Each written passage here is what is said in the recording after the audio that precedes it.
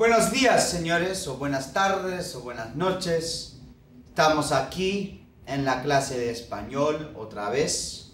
Y hoy tenemos que hablar de un nuevo tiempo. Un nuevo tiempo. Hasta ahora, en todo español 1 y hasta ahora en el español 2, hemos estudiado solamente un tiempo. Un tiempo estudiamos, que es el presente, ¿verdad? El presente del indicativo. Ahora, hoy, vamos a hablar de, y yo voy a introducir el tema del pretérito. El pretérito es un tiempo pasado. Entonces, estamos hablando en el pasado ahora. En español, tenemos dos tiempos simples del pasado. Tenemos el pretérito y tenemos el imperfecto. ¿Okay? El pretérito es el tiempo que usamos para hablar de acciones terminadas en el pasado, acciones con un fin, muchas veces con un principio que podemos ver, acciones que vemos como totalmente terminadas. El imperfecto es el otro tiempo simple del pasado, que es un tiempo que vamos a ver en el capítulo 8. Bien, os explico un poco en inglés. Today we're going to be looking at the preterite tense. So until now in Spanish 1 and until now in Spanish 2, we've only seen one type of one tense that we've looked at, which has been the present tense. Specifically, we've been looking at the present indicative.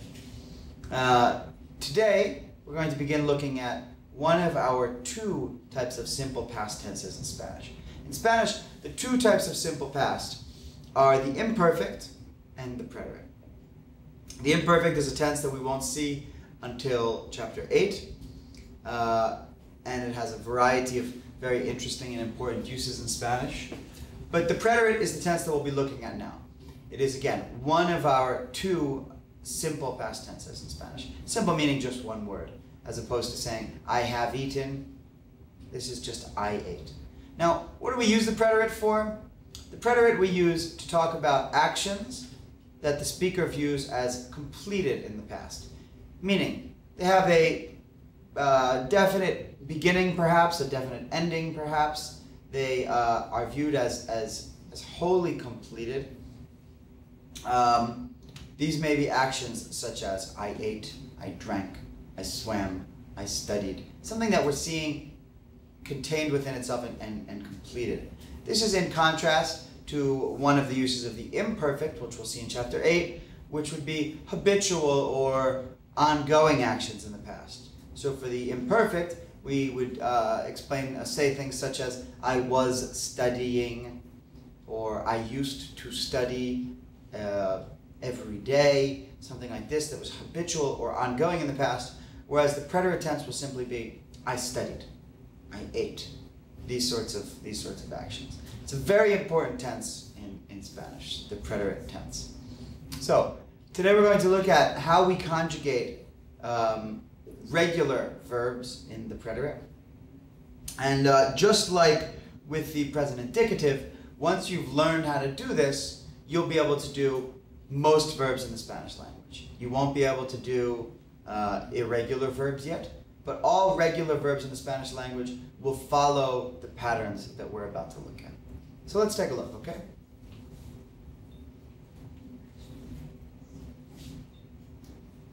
So, first we'll take a look at AR verbs. Just like we've been doing with the indicative all along, the first thing that you need to do when conjugating a verb in the preterite is take off your ending to the verb, leaving us with the root of the verb. To that root, we'll add a series of endings. For AR verbs, these endings will be aste, o, amos, astes, anos. This is very important at this point that you're paying attention to your accent marks, which I've put these ones in incorrectly, but that you're paying attention to your accent marks because they're going to change tremendously the meaning of these words. For instance, you see here tomo with an accent. If we don't have an accent down there, then remember that that's the yo form in the present indicative. So tomo means I drink or I take. Tomo means he drank or he took. And so it's really important that we're both writing and pronouncing these accents. Also not writing them incorrectly on the vosotros form, as I just did. So, tomé, tomaste, tomó, tomamos, tomastes, tomaron. Once again, what would this mean? This is the preterite tense, it's the simple past tense, and so it's going to mean I drank. Let's go along with the drink use of this word, or let's say I took. I took, you took, he took, or she took, or you took in the formal. We took, you all took, and either they took or you all took. Okay? That's for AR verbs. IR and ER verbs will be conjugated the same in the preterite tense. So that's nice for you. Once again, take off your ending, and we have I, iste, yo, imos, istes, hieron.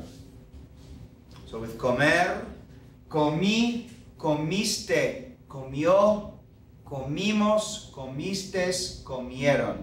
Meaning I ate, you ate, he ate, she ate, or you ate in the formal. We ate, you all ate, and either they ate or you all ate in the ustedes form. That's the basic conjugation rules. A couple of little things to pay attention to. AR and ER verbs will have no stem changes in the preterite. So even if it's a stem changing verb in the present tense, such as pensar, for example, pensar is stem changing in the present, but because it's an AR verb, will not be stem changing in the past, in the preterite. So no stem changings for ARs and ERs. In another chapter, we'll take a look at the IRs, which will stem change in some sort of strange way. But ARs and ERs will not stem change. Words that end in car, gar, and sar will all show a slight spelling change. So a word like buscar, for example, which means to search for, buscar only in the yo form, that C will change to a QU. This is an important spelling change that we use to make sure that verbs don't suddenly change drastically in how they sound. Let me show you how it works. Buscar has the root or stem of busc. And generally, it always has that hard K sound from the C. All of the forms of buscar in the preterite should have that hard K sound. However, if we follow our normal rules and just take off our AR and add our E here, we have this word that sounds like this, busé, busé. And we don't want it to sound like that because it no longer sounds like its original verb, buscar. And so by changing the C to a QU, it sounds as it should, busqué. This only happens in the yo form because only in the yo form does it have that E. So in the tu form, without changing it, we get buscaste. In the el form, we get buscó. De nosotros, we have buscamos, buscastes, and buscaron. Because it's only that CE or CI that will get that S sound. Okay, so car, the C changes to a QU in the yo form only. Gar, verbs like llegar, to arrive. The G will change to a GU in the yo form for the same reason. So instead of having a verb that looks like this and sounds like llegué, we make it sound like llegué because it was llegar. Sar, verbs that end in ZAR, the Z will change to a C. This one doesn't actually change the pronunciation anymore, but it is something that we have to make a change. One more thing. Verbs such as leer, oír, and creer. Verbs whose stem will end in an A, an O, or an E. So if the stem of the verb ends in A, O, or E, this is for, yeah. Okay. If the verb stem ends in the O, the A, or the E, we need to make a slight spelling change. So leer, instead of being leyó, like that, which is kind of annoying to say because it's got so many vowels together, we say leyó, like that. Okay? A verb like, well, in the ellos form, it would be leyeron, and instead of that, we make it leyeron. This just makes it easier for us to pronounce.